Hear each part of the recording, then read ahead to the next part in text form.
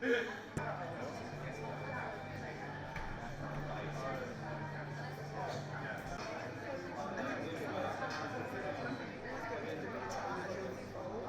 think a lot of this comes from the discontent that's previously been experienced in terms of young people feeling as though their voices don't matter in politics, or that they didn't have a say in, for example, the 2016 Brexit referendum. And as a result of that, there seems to be this movement of young people just invested in the future of this country. I think on top of my list is Brexit, and then following that, the NHS and education. Those three things are the trifecta of what is ultimately shaping the future for all of us. And if we don't sort out Brexit, then our NHS, our education system, our social care gets neglected. And I don't want to see that happen, especially for my future or the futures of those that come after me. Great. So maybe I'll get you both just sitting at the end there then. I've kind of come to realise that there is so much else that's going on in our country that is also just as important, and at this point I'm kind of sick of Brexit. So the things that are swaying it for me are really things like social housing and like health care, things like that, more like social issues than foreign policy, I guess. Handed down by national government and those meted out by the local Labour administration under a specific. The reason I know we can get to better deal is because Keir Starmer, unlike the Tory conference, their manifesto came out a few days ago, and that showed that goes on them by the current Tory government, but also by the previous Liberal Democratic parties who want a referendum, what that second option would be. Would it be the Tory deal? Thingy meeting and then moving. Yeah, so, but yeah, a week or so. So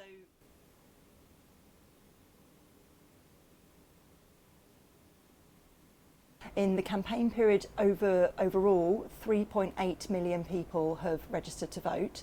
That compares to about 1 million more than the same campaign period in 2017. So we're seeing a huge surge, and a large part of that is people who are under 34. So about 60 to 70% of those registrations are people under 34. Anything like that as well?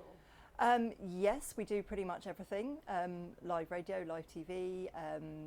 Well, we saw in 2017 that some key university seats did change party, and lots of people said this was because of younger people, students going out to vote. Now, are we going to see the same this year? I'm not so sure, because of course we're having a December election for the first time in 100 years, and most of those university students will be at home, so potentially not voting in those university seats. Plus those university seats changed party hands last year round.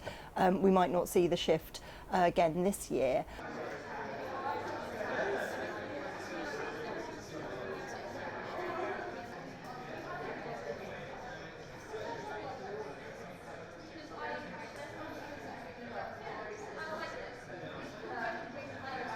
Electoral outcomes and the survey of opinions they have much higher frequency surveys than they actually what you see. It has degrees of complexity that complicate this analysis, and so it's not very. He was trailing and making the case that higher turnout rates from those who really feel strongly about Brexit could tilt an election. So there is an assumption now that the young people from the age of 18 to 25 are leaning more Labour, but conditional on them showing up to vote, being registered to vote on marginal constituencies, and the geographical distribution of those who register to vote, it's not a straightforward assumption to say that this surge in the registration rates would undoubtedly benefit Labour in terms of like gaining electoral seats, gaining seats and having an advantage, or like closing the gap with the Conservatives. So registering and where they're turning up and what is the margin that's there. I mean, given the high registration rates, one would anticipate that there should be some increase in turnout on this age group of newly eligible voters, but I don't think that it's going to be on a massive proportion, like on like double digits of increased turnout on that particular group.